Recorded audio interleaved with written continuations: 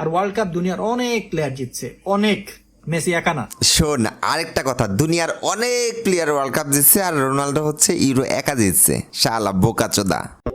আজকে একটা বুদ্ধিমান ভাইয়ার সাথে পরিচয় করাই দেবো তোমাদের, সেটা হচ্ছে এসটি মোহাম্মদ হাসিব ভাই। তোমরা ওকে চিনো কিনা জানি না, 328K ফলোয়ার। ও বেসিক্যালি ভাই পলিটিক্স নিয়ে কথাবার্তা বলে, বিশেষ করে জামাতের পক্ষ হয়ে বিএনপি অ্যান্ড আওয়ামী লীগের অনেক সমালোচনা করে।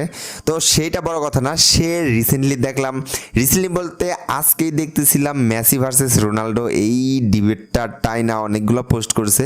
তো আমরা তার নলেজটা একটু দেখবো। সে বেসিক্যালি ভাই পলিটিক্স নিয়ে কথা বলার জন্য জামাত ঘোরার মানুষের কাছে খুবই পছন্দের একটা মানুষ। যে ভিডিওটা নিয়ে আমি কথা বলতে চাইতেছিলাম, সেই ভিডিওতে যাই।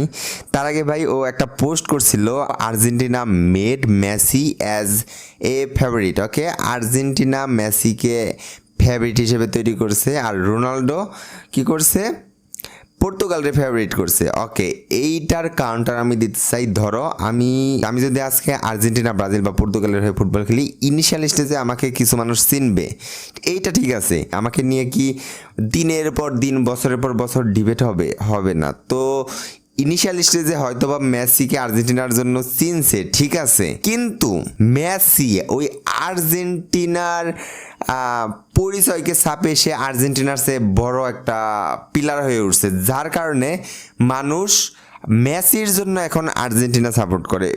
আমার আশেপাশের যত মানুষ দেখি, বিশেষ করে ইনক্লুডেড আমিও, মেসির জন্য আর্জেন্টিনাকে ভাল লাগে। তো এইটা একদম খুবই ফালতু একটা কথা। সেকেন্ডলি আমরা এই ভিডিওটা দেখবো। আচ্ছা, একালি ডান।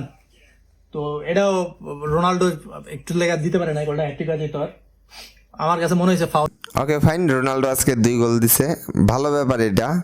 ও গোল করতে পারতেছিল না, হয়েছে কিন্তু ফাউল দেয় না, যা কর্নার দিছে, কর্নার থেকে গোল দিছে। যাকে বিষয় না, একটু আগে আমি একটা স্ট্যাটাস দিছিলাম যে কি জানি, Argentina made Messi as favourite, Ronaldo made Portugal as favourite.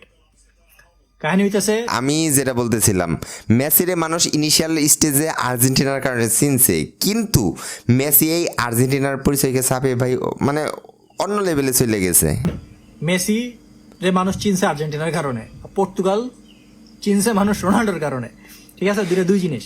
আচ্ছা, দুই জিনিস। তাহলে আমি এই জায়গায় একটা লজিক দিমু, সেইটা হচ্ছে ভাই, বর্তমানে যে নরওয়ে টিমটা কার জন্য চিনতেছে? হল্যান্ডের জন্য। তার মানে কি হল্যান্ডকে তুই গড লেভেলের প্লেয়ার বলবি, গ্রেটেস্ট অফ অল টাইম বলবি?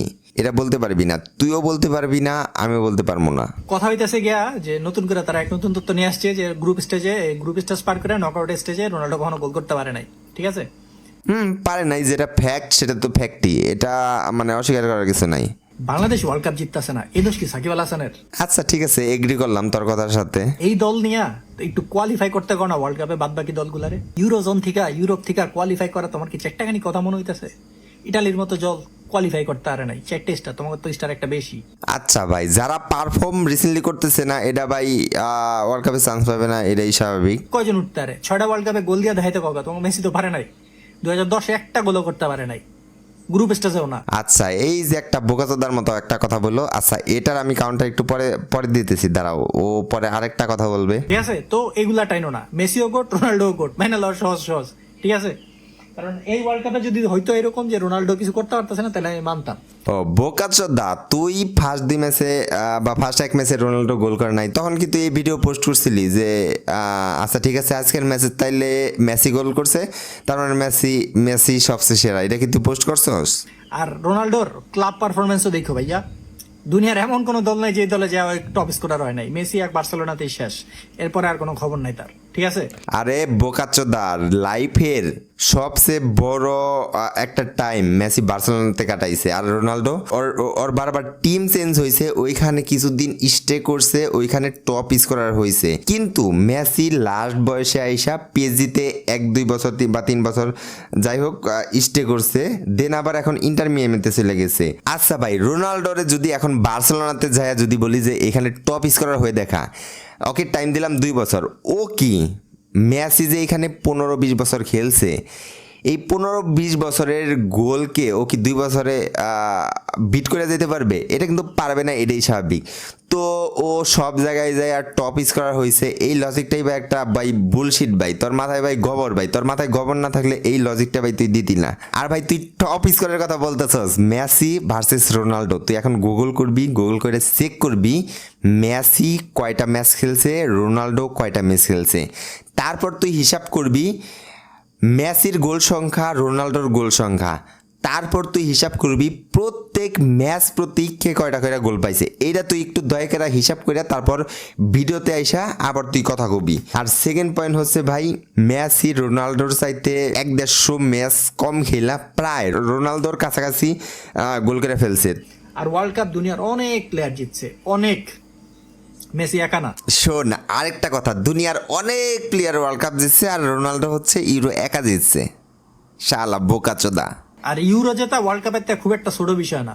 ইউরোপ জোনে এসে কোয়ালিফাই করতে কইও মনে হইতে পারে তোমার কাছে আগে কোন ভাই ইউরোপ আর ওয়ার্ল্ড কাপ, ইটালির মতো দল 4 বারের ওয়ার্ল্ড চ্যাম্পিয়ন কোয়ালিফাই করতে পারে না মাঝে মধ্যে ইউরোতে। ফুটবল ইউরোপের খেলা, এটা মানো আর না মানো।